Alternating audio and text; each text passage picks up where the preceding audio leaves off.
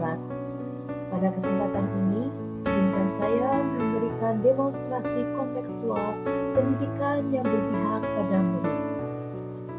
Perkenalkan, nama saya Trikanti Widyastuti, calon guru penggerak Angkatan 6 Kabupaten Wonosobo. Tujuan pendidikan adalah menuntun segala kekuatan kodrat yang ada pada anak agar mereka dapat mencapai keselamatan dan kebahagiaan yang setinggi-tingginya baik sebagai manusia maupun sebagai masyarakat. Anak adalah manusia merdeka, namun merdeka yang bertanggung jawab. Proses pendidikan berpusat pada anak dengan memberikan kemerdekaan untuk tumbuh dan berkembang. Guru dan orang tua hendaknya memperhatikan bakat, minat, dan kemampuan masing-masing siswa. Karakteristik pendidikan yang berpihak pada anak menurut Ki Hajar Dewantoro. Yang pertama, manusia merdeka adalah manusia yang hidupnya lahir atau batin tidak bergantung kepada orang lain, akan tetapi bersandar atas kekuatannya sendiri. Konsep merdeka belajar. Guru mempunyai tugas menuntun atau amon atau momon. Dalam proses menuntun, anak diberi kebebasan, namun pendidik sebagai pamong dalam memberi tuntunan dan arahan agar anak tidak kehilangan arah, dan seorang pendidik dapat memberikan tuntunan agar anak dapat menemukan kemerdekaannya dalam belajar. Dalam proses pembelajaran di kelas, anak harus belajar tanpa adanya tekanan, belajar tanpa takut disalahkan, bebas mengutarakan pendapatnya, dan mengembangkan kreativitasnya dalam bentuk apapun. Mengembangkan bakat dan minat. Pendidikan yang berpihak pada murid adalah pendidikan yang memperhatikan minat, bakat, dan kemampuan. Bakat adalah kemampuan bawaan lahir, sedangkan minat terbentuk selama proses tumbuh kembang anak. Yang ketiga adalah kodrat anak. Pendidikan anak sejatinya menuntun anak untuk mencapai kekuatan kodratnya, baik kodrat alam maupun kodrat zaman. Kodrat alam berkaitan dengan sifat atau karakter dan bentuk lingkungan di mana anak berada, sedangkan kodrat zaman berkaitan dengan isi dan irama. Kita sebagai guru harus membalakali keterampilan kepada peserta didik sesuai zamannya. Cara belajar dan interaksi murid abad 21 berbeda dengan murid abad 20-an. Anak lebih menguasai teknologi daripada orang tua dalam menggunakan media digital.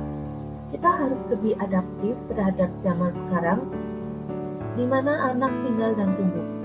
Proses pendidikan harus lebih dinamis mengikuti perkembangan zaman. Cara mendidik dalam menuntun murid juga berubah dalam menghadapi tantangan revolusi industri 4.0. Pendidikan saat ini menekankan pada anak untuk memiliki keterampilan dan kecakapan abad 21 agar dapat bersaing sesuai perkembangan zaman. Anak Indonesia tumbuh dan berkembang. Kodrat alam yang berbeda dengan negara barat, Indonesia memiliki dua musim serta kondisi alam mulai dari pantai sampai pegunungan. Setiap daerah memiliki kondisi alam yang berbeda, tentu memberikan bagaimana cara memaknai hidup yang berbeda. Proses pendidikan hendaknya menyesuaikan dengan kodrat alam di mana murid tinggal dan berada, maka didiklah anak sesuai alam dan sananya.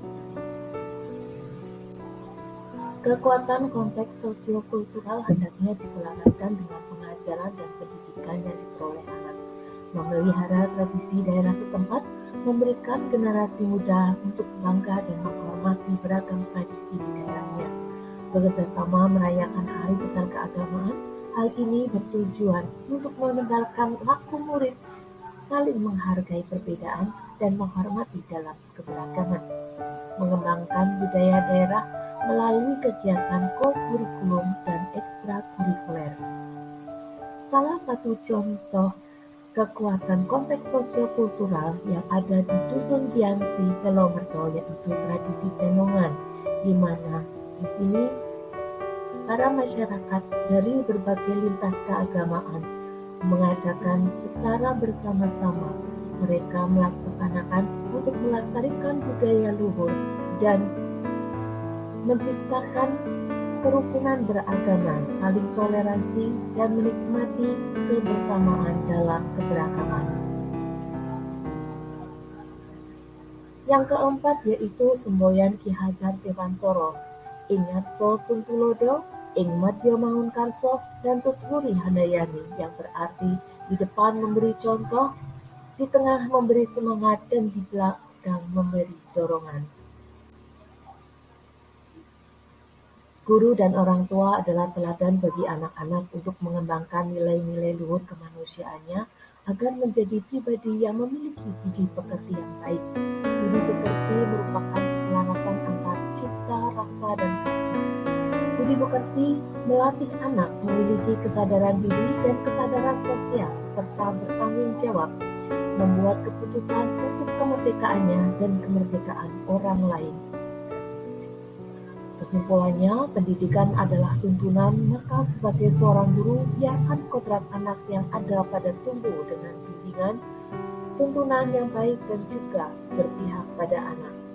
Di kelas, peran guru sebagai fasilitator, hendaknya anak dipandang sebagai subjek yang unik dan memiliki bakat dan potensi yang berbeda dan memerlukan bimbingan yang sesuai dengan kebutuhannya secara individual. Terima kasih dari saya. Salam sejahtera, Ibu dan Bapak Guru hebat. Terima kasih.